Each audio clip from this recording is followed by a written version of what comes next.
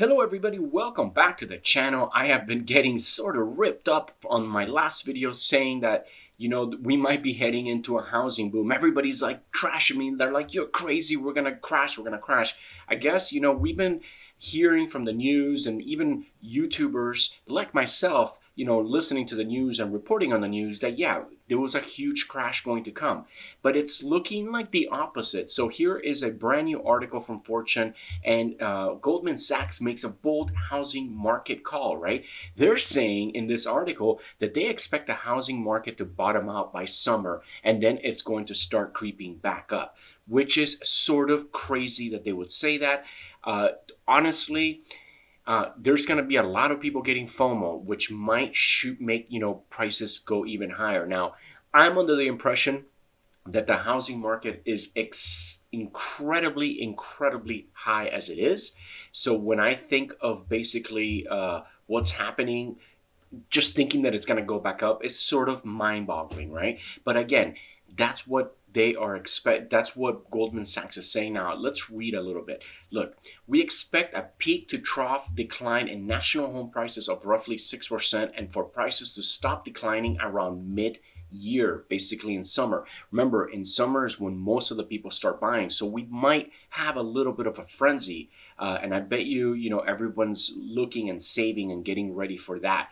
So on the regional basis, we project larger declines across the Pacific Coast and Southwest regions, which have seen the largest increase in inventory on average, and more modest declines across the Mid-Atlantic and Midwest, which have maintained greater affordability over the past couple of years. So basically, the Mid-Atlantic and the Midwest didn't have the boom that we saw basically on the West Coast, right? In LA and Southern California. And I like this, check this out. Home sales appear set to turn higher. Mortgage purchase applications have averaged 9% above their October trough so far in January. That is pretty big news. As you know, people are saying, "Hey, I don't want to miss out. It doesn't look like there's going to be a crash. I've been saving. I'm ready to jump in." So here, let's read a little bit more. First, the rapid buildup of untapped home equity over the last couple of years means that even if prices decline more sharply than we expected, only a small share of mortgage borrowers would be underwater. That's very true. Remember, the supply was incredibly low during the pandemic, during those years. That's what basically made the prices shoot up as high as they went. The issue is that not that many homes were sold, right? Here's another point. Second, I'm right here, guys. I'm reading right here. Second, over 90% of the outstanding mortgages are fixed rate, meaning that the rise in interest rates will not lead to a spike in debt service costs for most homeowners. And third, household balance sheets remain strong with low aggregated leverage and considerably remaining pent-up savings from the COVID-19 pandemic. Now, guys, what does this all mean if you're thinking of getting into the housing market?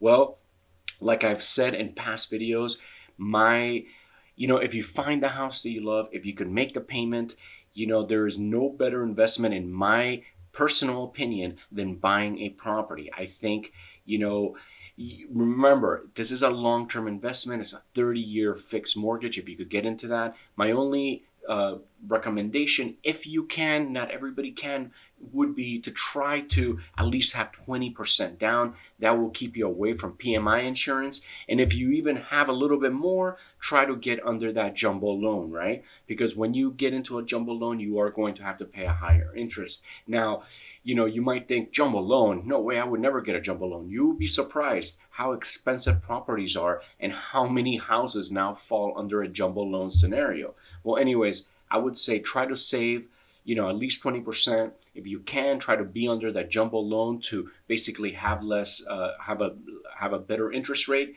And you know what? If you don't have the money, if you have 3% and you gotta get an FHA loan, again, it's better to jump in than sit in the sidelines, because when you rent, you are basically throwing money away. You're paying somebody else's mortgage. So guys, it's looking like we're gonna have a FOMO situation, and it's looking like the housing market might be turning around. Should be very interesting to see how it all pans out. I'm still thinking that we might go sideways and even drop in price. But again, with inflation doing what it's doing, What does that mean? That means everything becomes more expensive. It's only natural that homes would also follow suit. Okay, guys, so thank you guys so much for watching. Now, if you guys like my videos, please don't forget to smash that subscribe button and go ahead and like and leave a comment about comments. Thank you guys for everybody who's been commenting on my videos. Some are a little bit hard, but hey, you know what? That's the way it is. You want to talk about stuff, people are very passionate and people love commenting, but I love that. Please get in there, type, and let's have big, big discussions because other people read that and other people get educated as a result. So anyways, thank you guys so much for watching. I love you guys, and I'll see you on the next video.